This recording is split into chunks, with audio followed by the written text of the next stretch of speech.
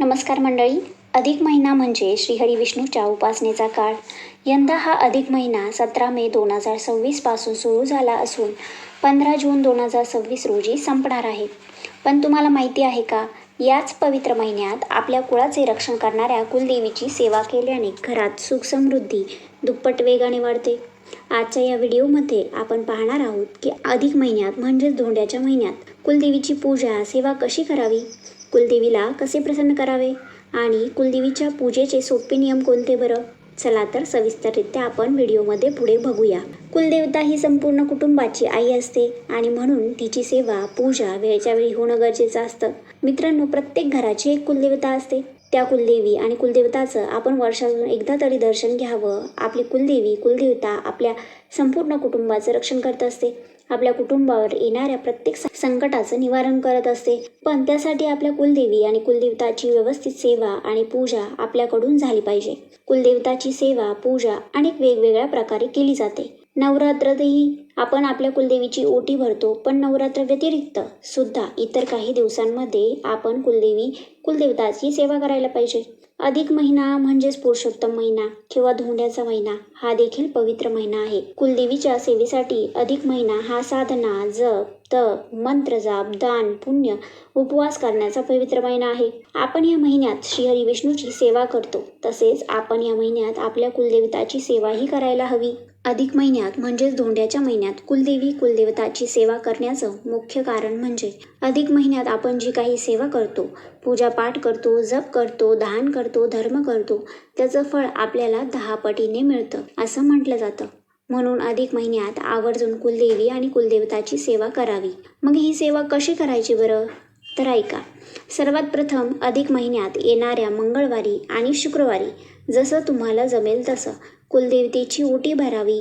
मग तुमच्या सोयीनुसार देवीचे मंगळवारी ओटी भरा किंवा शुक्रवारी ओटी भरा, जसं जमेल तसं, पण श्रद्धा आणि भक्तीने काम करायचं आहे. ओटीमध्ये कुलदेवीला साडी, चोळी किंवा खण, बांगड्या, मणी, मंगळसूत्र, हळदी कुंकू, 5 प्रकारची फळं, नारळ, दक्षिणा, विडा, त्याचबरोबर हार किंवा वेणी, गजरा असावा. हे सगळं देवीला भक्तिभावाने अर्पण करावं. जर तुम्हाला मंदिरात जाणं जमलं नाही तर घरच्या देव्हाऱ्यातील देवीच्या टाकासमोर किंवा मूर्तीसमोर दिवा अगरबत्ती लावून कुलदेवतेचं स्मरण करून कुलदेवीच्या नावाने मनोभावे ओटी भरावी. परंतु तुम्हाला शक्य असेल तर देवीच्या मंदिरात जाऊन ओटी भरणं अधिक शुभ फळ देईल. त्यानंतर दुसरी कोणती पद्धत आहे बरं अधिक महिन्यात कुलदेवतेला प्रसन्न करण्यासाठी?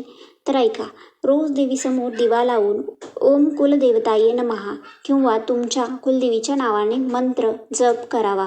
दररोज कुलदेवीला घरात बनवलेल्या सात्विक अन्नाचा किंवा खीरपुरीचा नैवेद्य दाखवावा. तसेच शक्य असल्यास कुलदेवीच्या फोटो किंवा टाकासमोर किंवा मूर्तीसमोर संपूर्ण महिनाभर किंवा पूजेच्या वेळी शांत आणि प्रसन्न वातावरणात तुपाचा अथवा तेलाचा दिवा लावावा. अधिक महिन्यात नित्यनेमाने श्रीसूक्त, महालक्ष्मी अष्टक किंवा दुर्गा चालीसा, दुर्गा सप्तशती अशा कुलदेवताच्या ग्रंथांचं वाचन करावं. कुलदेवीची आरती जमल्यास तर रोज करावी.